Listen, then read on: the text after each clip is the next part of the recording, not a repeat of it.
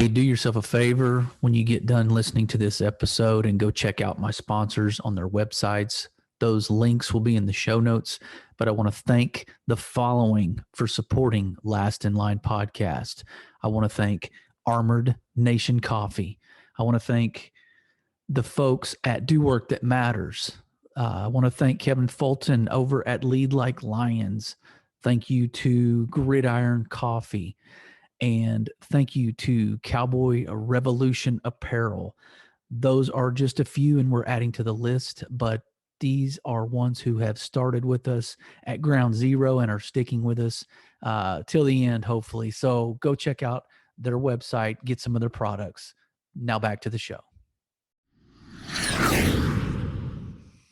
Hey, what's up, everybody? Hey, I wanted to come to you tonight and share something that I hope helps you, and I hope that I can listen just as much, if not more than you, because it's probably meant for just as much me as it is you. You've always heard this expression that slow and steady wins the race. We got that maybe even, I guess, from the story of the tortoise and the hare, right? Nobody gave the tortoise a shot. Like on paper, right? Vegas odds, it was almost impossible. Everybody had their money on the hare, right? The rabbit, the speed, we all gravitate towards fast, furious, quick, athleticism, nimbleness, right? We want to be first in everything. And that's not bad sometimes, of course. I think society's told us that is what wins, is whoever's faster. We've created everything to be quicker, everything to be faster, everything to be now, instant gratification. Like we all have fallen into that trap, and that's become our routine. It's become kind of our new normal. Not really new, but our normal. Like growing up, that you just hear about athletes that are faster. You can't teach speed, right? You can't out-coach speed. There's all these expressions of the fastest team usually wins. They don't even have to necessarily be the smartest team. But I mean, fast food, even down to the basics of give me some, even though it might be garbage, right? As long as I get it quick and it's easy and it's cheap, then it's good. I'll eat that, right? That's what we've kind of conditioned ourselves to. And, at the very pinnacle of this topic would be technology. We all want it now, right? The guy with the fastest technology usually gets the most information and usually dispenses the best product or the most product, or gets it to the consumer quicker. Like that's what we're all about, is mass production, get it out, make more, keep getting it out. And so it's all about the money, right? And so technology creates an avenue and a platform for us to be faster with information processing and just getting that whole cycle quicker from beginning to end. And so today we're going to talk about why that may not always be great. Slow and steady, like I said, wins the race. Why though? Does it do that? Why is slow and steady win? I mean, we're going to talk about the benefits of being slow and steady and consistent. But before I do that, I want to maybe talk about the barriers to us accomplishing that, because barriers and benefits, like there's always a yin and a yang, right? There's always a cause and effect. There's always good and evil, maybe, to make an extreme example. But, the barriers and the benefits to slow and steady. So the barriers, obviously, I in my life, in my opinion, in my experience, which is, I'm no spring chicken, but obviously there's people wiser than I am. But I've had 4 kids. They're all, I've got a couple out of the house grown-ish, and then I've got a couple teenagers and been married for going on 27 years. And so I know some things about some things. I don't know everything, but I will tell you the barriers in my life to slowing down, being consistent, smelling the roses, the barriers, there's a handful of them. And I mean, the first one at the top of the list, if you can relate, then honk your horn if you're driving. But impatience, I am an impatient human being. And I have found that a lot of the people I know who've been successful have been impatient to a degree, but they know when to be patient. Like us impatient people just turn that on pretty much 24/7. Like we're going to go get it. We're not going to wait for it. Those that are impatient, that are very competitive almost, that succeed in a lot of things, they know when they have that discernment of when to slow down. And I think that's the key. Like, I don't think sometimes being impatient, I guess, is okay. Um, but there are times to step back and assess situations. There's times that if we do kind of cut our sense of urgency back in half, we're able to see more of a wider lens, wider perspective, and get a lay of the land to a degree that can help us long term. So impatience is a killer for me. I don't really know how to combat it, to be honest with you, other than force myself to slow down, because you can feel that inner agitation when you're feeling impatient. You're starting to get the blood starting to get hot. You're starting to run hot. You're starting to maybe get out in front of things you shouldn't be out in front of, and we know what happens there, right? Um, so that's the first one's impatience. I just have to be cognizant of it in the moment. When I feel temperature rise and I feel like I start to over expedite the situation, I'm going to have to be conscious to do that, to slow down. Maybe you're in the same situation. But the second one I would say is comparisons. It's hard to slow down when you feel like everybody else is outrunning you, when you feel like everybody else has got about a year or two ahead of you, or they're a little further down the road than you on something. It's hard to be patient. It's all about playing catch up. And so we don't like doing that. A lot of us guys don't like playing catch up. We don't like feeling behind. We like to feel like we're on a level playing field. So we got to get up there and overcompensate for the time we missed or what we're lacking in. We've got to double time it, right? We've got to, like, yesterday is too late. And so we need to, but we get there because we're comparing to other people. Um, I have a feeling I've done that a time or two.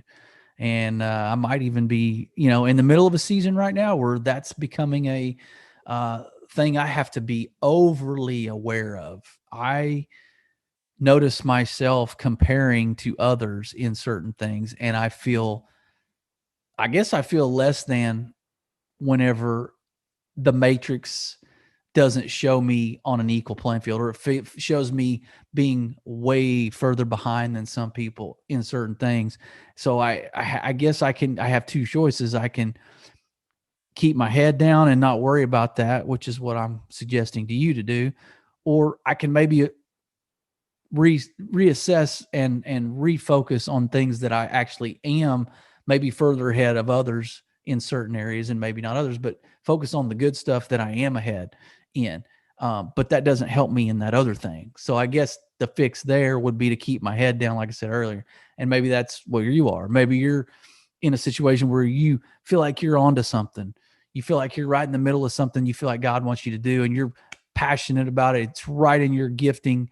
You're good at it. You're rocking and rolling. You feel like you're getting traction, but you also feel like everybody else is going to get to the destination before you, or everybody else is accomplishing what you haven't accomplished yet. Maybe you're there. If that's you, hey, jump in the boat with me and let's keep our head down and let's just keep doing it. Because if we're doing good things, I mean, I don't think anything can replace good intent and a pure right heart. God will reward that. We don't have to worry about other worldly rewards or rewards of other people. Like, we can stay right focused in that lane. So the other one I have here for barriers to slow and steady, like to slowing down and staying steady, the barriers for me, maybe for you, failure to focus is one. And like the first two will create issues with focus. Like my impatience and my comparisons will keep me distracted enough to not be able to focus. Like I just said, keeping my head down. So the failure to focus is a byproduct of those other things. I think if I get 1 and 2 right, the focus element will fall into place, I believe. The next one will be like we get so fixed on this unnatural progression. We start trying to put the cart before the horse. We start thinking we're at a level that we're really not at. So we try to perform at that level, and then we wonder why we're frustrated. I mean, that's a lot of my life too. You know, I feel like in a job, maybe I wanted a certain title, or maybe I felt like I was ready for leadership. Well, maybe I really wasn't, but I wanted to put the cart before the horse and put myself in that situation before I was ready. And guess what? That probably backfired. Well, I know it backfired in one situation. I did get a promotion to a leadership role, and I don't know if I was ready for it. I felt like I was. I had all the success in the world on paper. My stat sheet was okay. It was pretty good. And the next natural progression was leadership, I thought.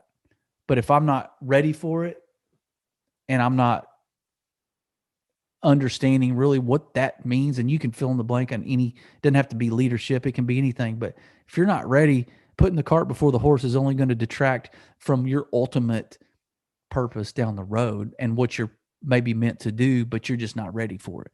So that's the other thing. And then, I mean, lastly, we try to outrun God a lot. We get impatient. Well, there's that word again. But we get impatient for what we think God's timing is. We don't ever really realize that it's perfect. We always think we've got the perfect timing. We know us better than anybody, right? That would be no, because the creator who made us knows us better than we do. So I have had to consciously say the words, don't outrun God, to myself. If I stay in his timing, then it always works out. But when I try to get out in front of him, it never works out. So it sounds to you like, well, this makes sense, right? This is straightforward. So why do I have a problem with this? Because that sounds like a no-brainer. Don't get out in front of God because he knows better and his timing is always perfect. Yeah, it sounds great. But when we get in that moment, and like I said, these are barriers to slow and steady, barriers to us staying slow and steady and getting in that consistent rhythm.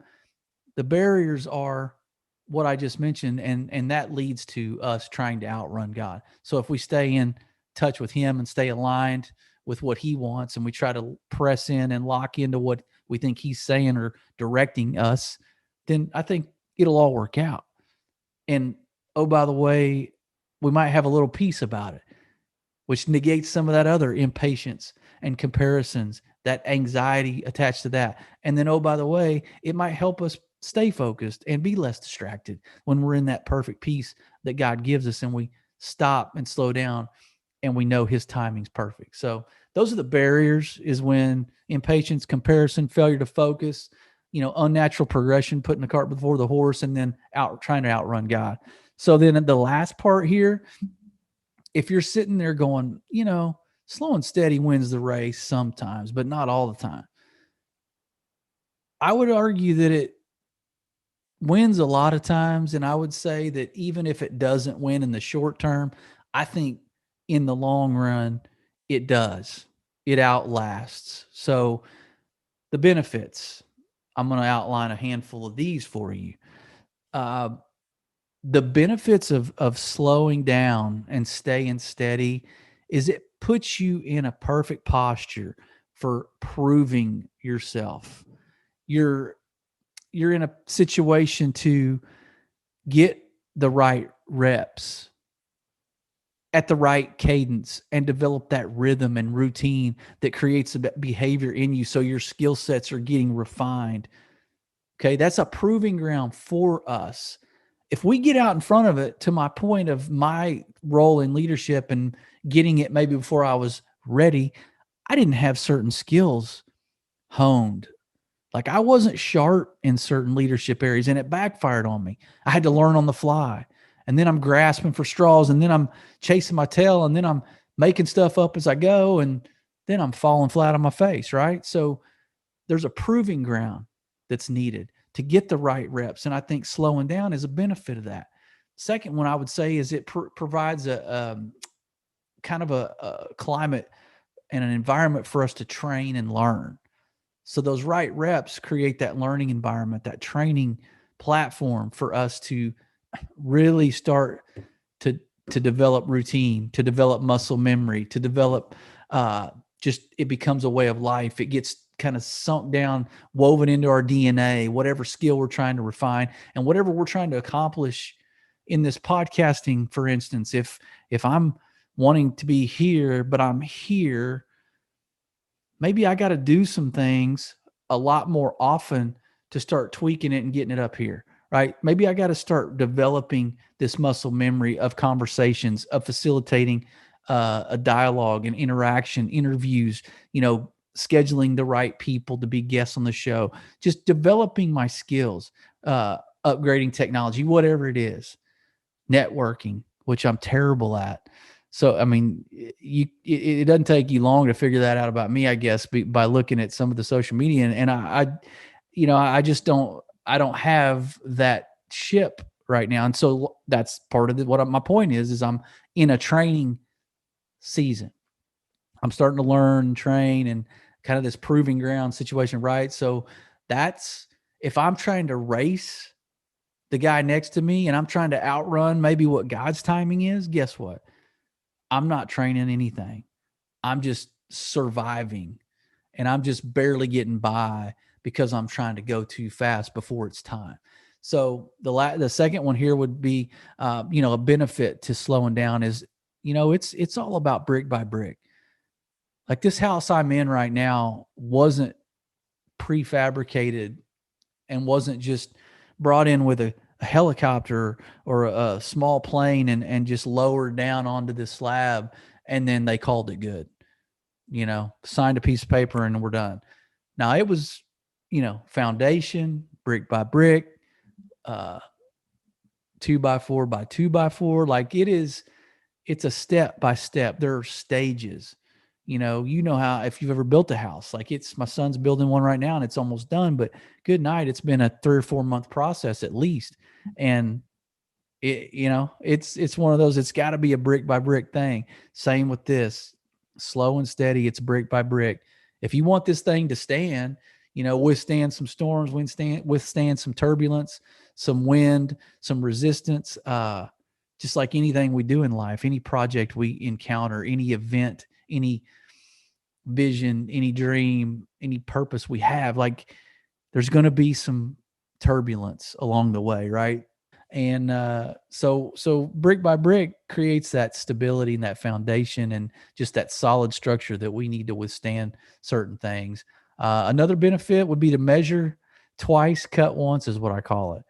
So I am absolutely not handy around the house when it comes to building things, repairing things. Like I've done a few things that I'm just handy enough to be dangerous, but I'm just handy enough maybe in that moment when it's a point of desperation, I can probably get it done. But I'm not the guy that's going to start trying to create projects because I'm just not inclined that way.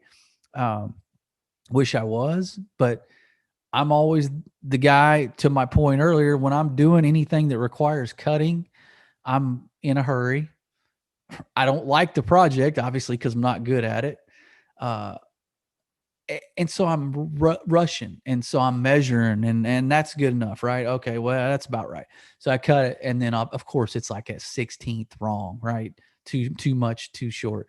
And so my dad always used to say, measure twice, cut once. For those of you that know what you're talking about and know what you're doing with a saw, you know what I mean. Like, get it right, take your time, and then that way you only have to cut once, and it's right. So that's the benefit to slowing down and enjoy the process, but respect the process, respecting the journey.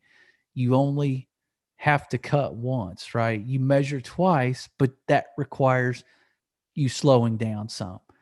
But that craftsman, that woodworking guru, that master in the wood shop guy, he is precise in his measurements and his cuts. And so, but he may take a little longer.